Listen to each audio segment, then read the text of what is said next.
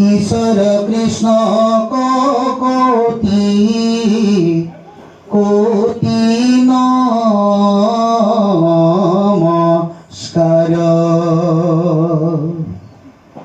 নমো নমো মধুমুর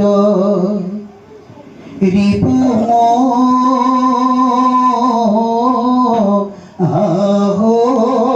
হরি অন্তর্দ্রম হুয়ে যাহাক স্মরি সমস্ত জগত উদ্ধারক যার নাম হেন ঈশ্বর কৃষ্ণ করু সহস্র প্রণাম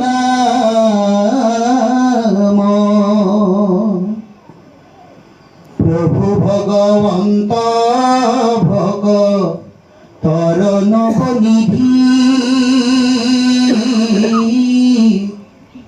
হরি কস্মরণে আরম ভর হোক হিধি পরীক্ষিত মুখ্য কথা দ্বাদশ স্কন্ধর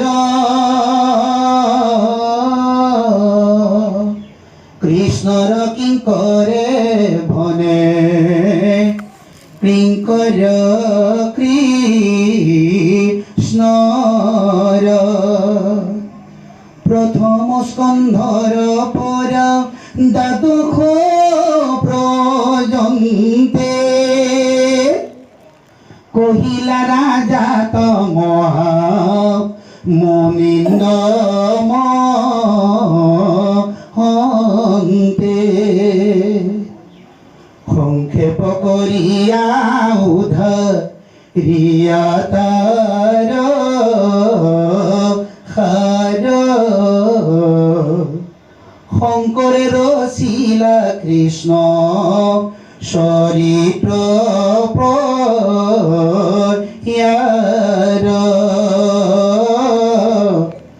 হরি রাম রাম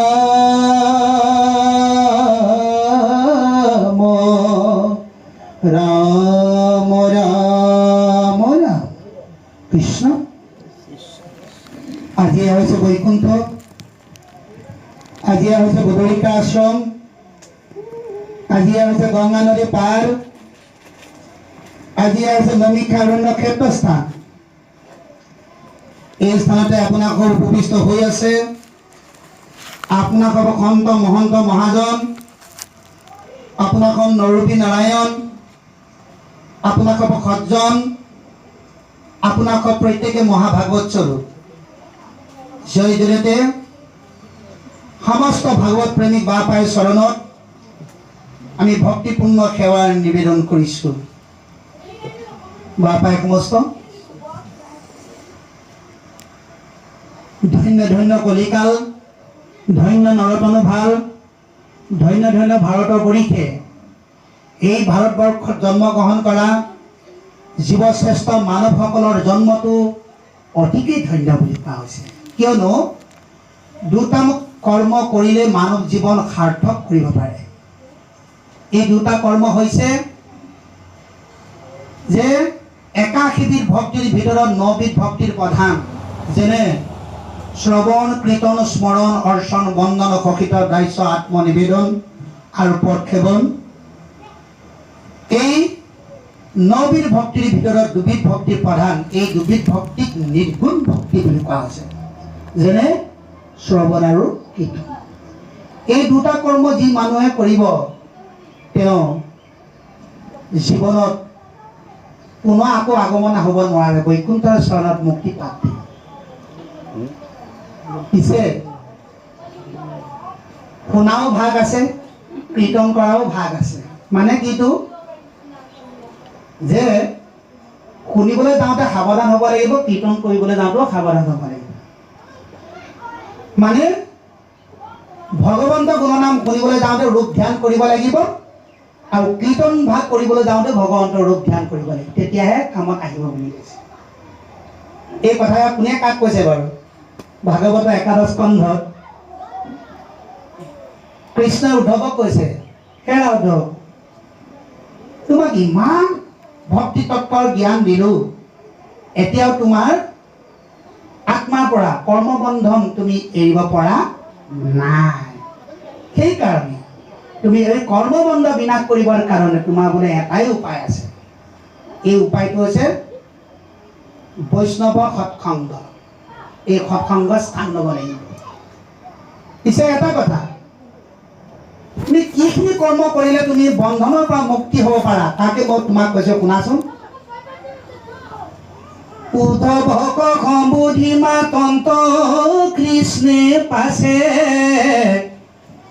কৰ্ম বন্ধ এৰাই বেপ্ৰ বন্ধ যায় আছে। বৈষ্ণৱৰ সংগ সিটো লৈব প্ৰথমত, মোৰ চৰিত শুনি বেক ভকত, মোৰ গুণ কৰি বেক কীৰ্তন,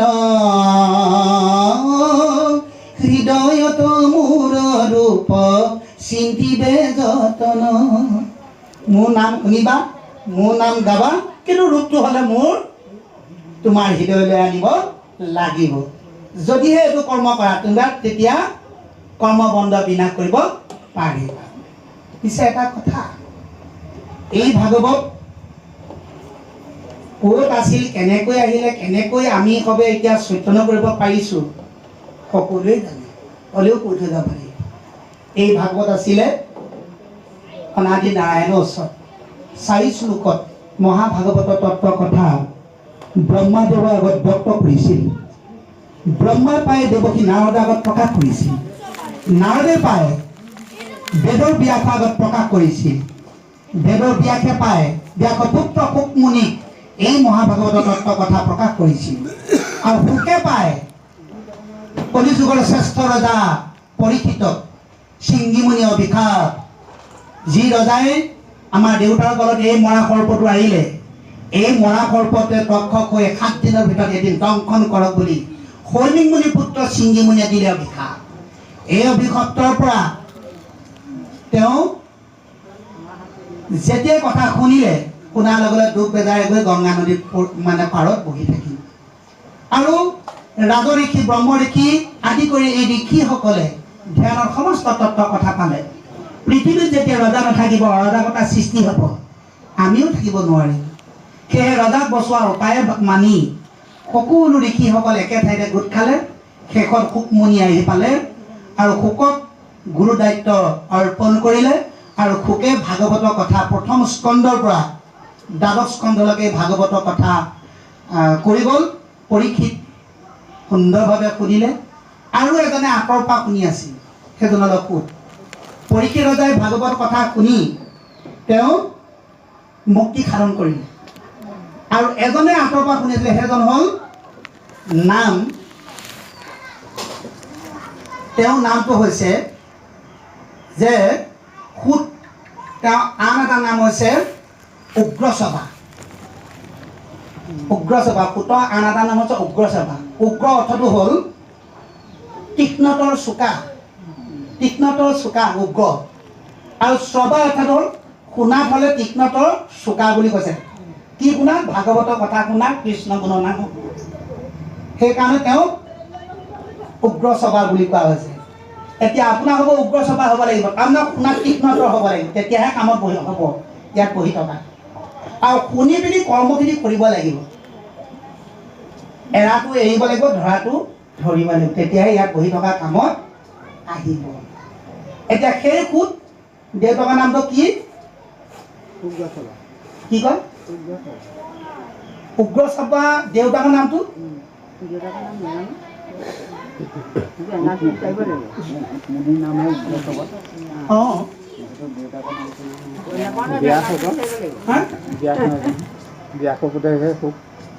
সুক নহয়, সুত।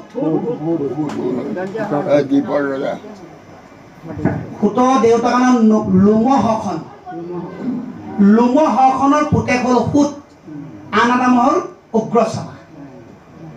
এতিয়া সেই পৰীক্ষিত মুক্তি পোৱা কথাটোৰ পিছতেই ভাগৱতৰ প্ৰথম স্কন্ধত সিদ্ধান্ত দিছে, এৰা মাথাই সহস্ৰৰিষি বেদতা প্ৰধান বিষ্ণুৰ নমখ্য ক্ষেত্ৰ মহাপুণ্যস্থান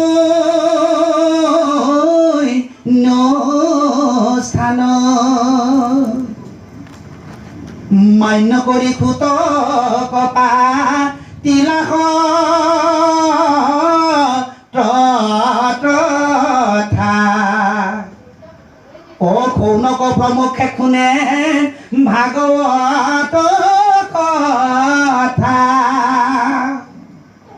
সুতক মান্যতা দি 28 সহস্ৰ ঋষিসকলে নমিক্ষাৰণ্যত বিষ্ণু নমিক্ষাৰণ্যৰ ক্ষেত্ৰস্থানত কি কৰিছে? মান্যতা দিছে কাক? সুতক। আৰু সুতক মান্যতা কৰি সৌনকে কৈছে, সৌনক বদতি আবে সুত মহামানী পৰম পাত কি কলি পাইলে হেন জানি আৰম্ভিলো যজ্ঞ আখি সহস্ৰ বছৰ হুম ধুম্ৰে ধুম বন ভৈলা কলে বৰ। কলিযুগ পালেহি। এই কলিযুগৰ পৰা পৰিত্ৰাণ পাবৰ কাৰণে আমি যজ্ঞ কৰিছিলোঁ, বুজিছেনে? যজ্ঞ কৰোঁতে কৰোঁতে কৰোঁতে কৰোঁতে বোলে গোটেই আমাৰ গাটো বোলে ধোঁৱাৰ বোলে বৰণ হৈ পৰিল। কিন্তু এইখিনি কিমান বছৰ? সহস্ৰ বছৰ, মানে 1000 বছৰ। 1000 বছৰ যজ্ঞ কৰিলোঁ, কিন্তু তাত বোলে ফল নধৰিলে। যিটো কৰ্ম কৰোঁ আকৌ নাহিকে বিশ্বাস আপোনাৰ আয়ু কক ৰিলো বেথেনাখ। যজ্ঞ কৰিলোঁ, যজ্ঞ কৰিলে কিটো হ'ব? কিন্তু তাত বোলে ফল একো নধৰিলে, নিজৰ আয়ুটোৱে বোলে আমি কমালোঁ। সেয়েহে সৌনকে সুতক কৈছে, হে ৰাম সম্প্ৰতি তুমি চিন্তি কহিত কৰায়ুক প্ৰাণ কৃষ্ণ চৰিত মৃত। আজি আপুনি সম্পত্তি, আমি ধন জন ঐশ্বৰ্য বিভূতি পুত্ৰ ভাইজা গাড়ী মটৰচাইকেল বাৰী এইবিলাকে সম্পত্তি বুলি ভাবোঁ, কিন্তু এইবিলাক সম্পত্তি নহয়, বস্তু। সম্পত্তি ঈশ্বৰৰ নাম। অকুৰা আন এটা নহ'ল দানপতি। তেওঁ ভগৱন্তৰ নাম নিজে জমা কৰি আনক দান দিব পাৰে, সেইকাৰণে দানপতি। এতিয়া আপোনালোককো দানপতি বুলিয়ে কোৱা হৈছে। যদিহে নাম জমা কৰি আনক দান দিব পাৰে, মহাজন হ'ব লাগিব। নিজেও তৰি তাক আনকো লক্ষ লক্ষ জনক প্ৰায় নিব লাগিব, সেইজনক দানপতি বুলি কোৱা হৈছে। এতিয়া সুতক মান্যতা কৰি তেওঁ কৈছে যে তুমি আমাৰ কৃষ্ণ নাম কৈ যাতে আমাক সন্তোষ দিয়ক। আজিও আমাক আপোনাকভাৱে আমন্ত্ৰণ কৰি আনি এই বৈকুণ্ঠ এই মহাভাগৱত প্ৰতিষ্ঠাৰ কৰি, অৰ্থাৎ আজি আমি সুবিধা পাইছোঁ সকলোৱে একেলগে আমি একেটা ঠাইতে আমি আসন পাতি বহি ভগৱন্ত গুণনাম শুনিবলৈ পোৱাটো সমান ভাগ্যৱান ক'তো নাই। পিছে এটা কথা দেখো দেই, এই ভাগৱত পাঠ কৰি থকা অৱস্থাত যদি আনৰ কথা আলোচনা কৰে, তেতিয়া মহাপুৰুষ মাধৱদেৱে ঘোষাত বৰ সুন্দৰকৈ লিখি দিছে। সেইটো কথা কৈ পিনি আমি ভাগৱতৰ মুহূৰ্তৰ মাজলৈ যাম। বেদৰ ৰহস্য হৰিৰ কীৰ্তন নুশুনিলে সাৱধানে অন্তকালে নিয়া যমদূতে তাক কৰয় উগ্ৰ শাস্তি, কৰে তাক উগ্ৰ শাস্তি। সেইটো কিন্তু সাৱধান হ'ব লাগিব। আৰু সাৱধানৰ বাণী দিছে আমাক কোনটো? মহাপুৰুষ মাধৱদেৱে ঘোষা। হৰিৰ কীৰ্তন সময়ে যিজনে থাকে আন কথা পাতি ও জমৰ কৃংকৰে তপত খলাক বাহাৱে তাহাৰ কানে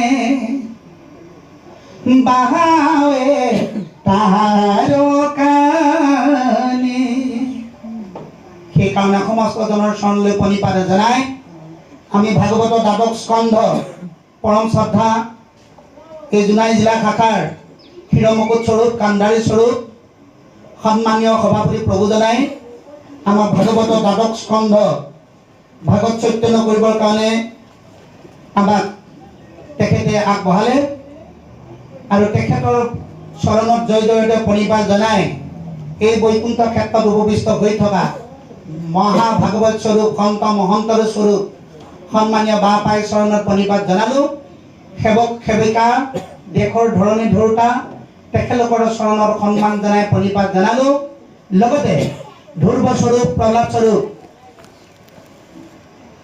দেৱ শিশু বা পাই চৰণত প্ৰণিপাত জনাই আমি ভাগৱত দ্বাদশ স্কন্ধ পৰমাৰ্থ নিৰ্ণয় মুহূৰ্তৰ মাজলৈ আমি আগবাঢ়ো কৃষ্ণ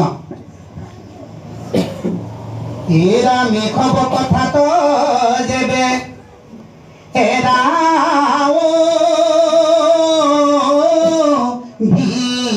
ভিলাখ নুহি পৰমাৰ্থ ইটো বচন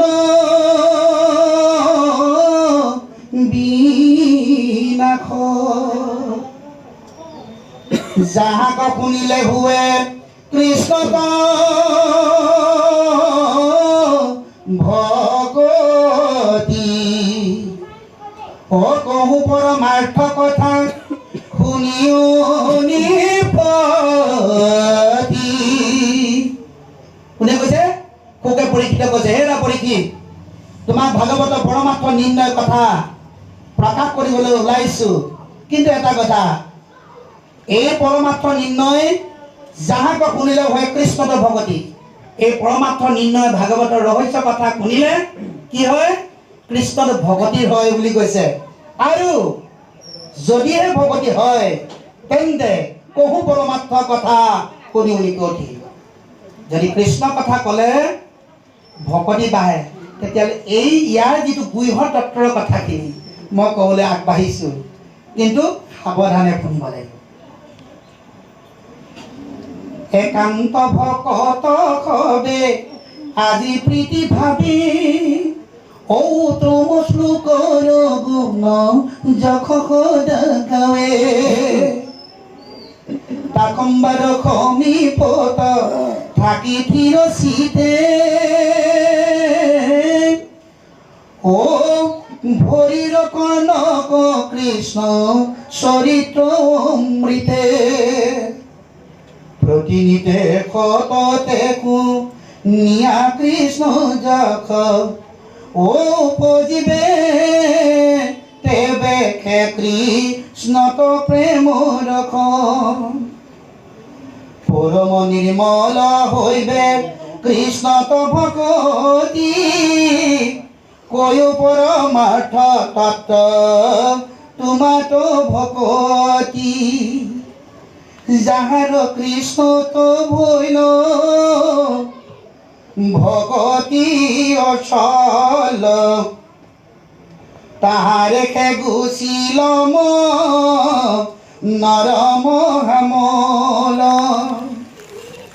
হৃদয়ে দেখিবে যিটো ঈশ্বর মূর্তিক পাইবে প্রসাদ মহা মুখতো অধিক কৃষ্ণ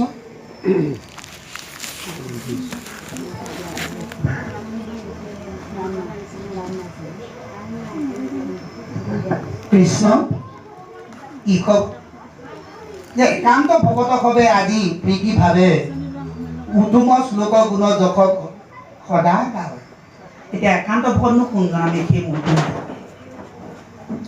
একান্ত ভকত ঘোষাত সুন্দৰভাৱে মহাপুৰুষ মাধৱদেৱে দি থৈ গৈছে একান্ত ভকত সবে নিৰ্গুণ কৃষ্ণৰ গুণ গাঁৱে সদা বকিয়া যথাত বৈকুণ্ঠকো পৰিহৰি যোগীৰো হৃদয় এৰি থাকা অৰি সাক্ষাৎ যিজন একান্ত ভকত সেই ভকতজনে খাওঁতে শুওঁতে উঠোঁতে বহোঁতে শয়নে সপোনে ভোজনে গমনে মাত্ৰ ভগৱন্ত গুণনাম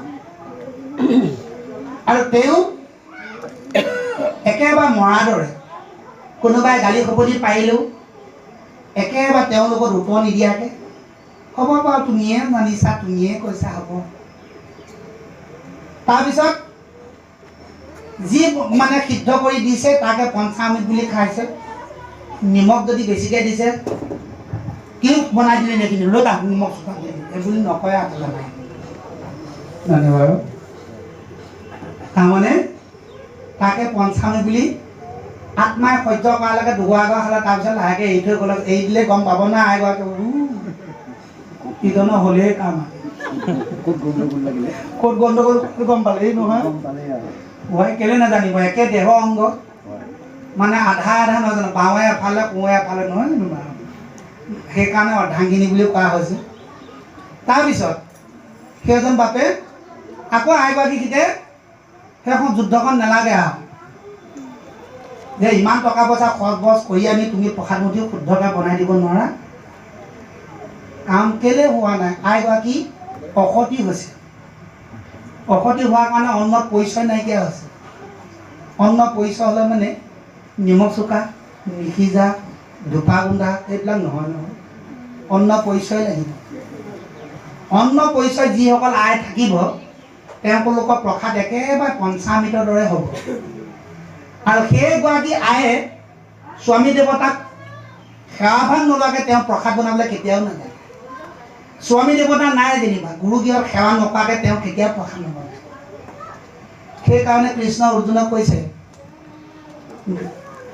অসতীৰ অন্ন কভু নকৰিবা গ্ৰহণ কৰ্মকাণ্ডী যাজকৰ অন্ন কৰিব বৰ্জন এৰাম অসৰণীয়া অন্ন খালে যাই অধুগতি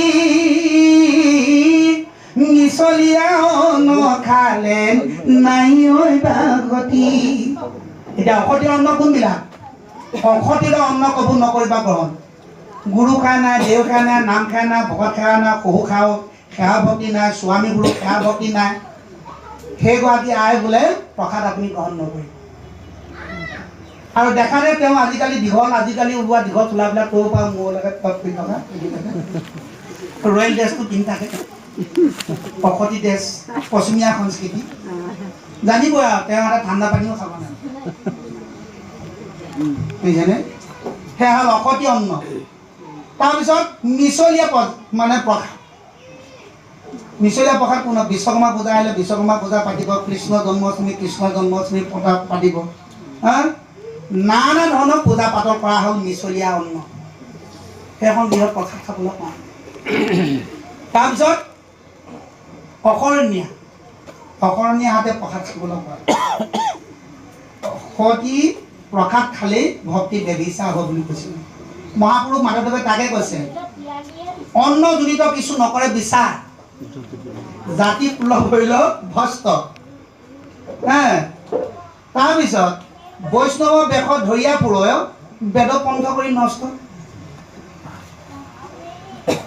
হ'ল বুলি যে খাই দিয়ে তেতিয়াহ'লে বিপদ আছে বাৰু ঠিক আছে অন্ন পৰিচয়টো আমাক লাগিব আইসকলক গতিকেলৈ এই অন্ন পৰিচয় হ'লে একান্ত ভকত হ'ব পাৰিব নহ'লে একান্ত ভকত হ'ব নোৱাৰিব এতিয়া ভকত তিনিটা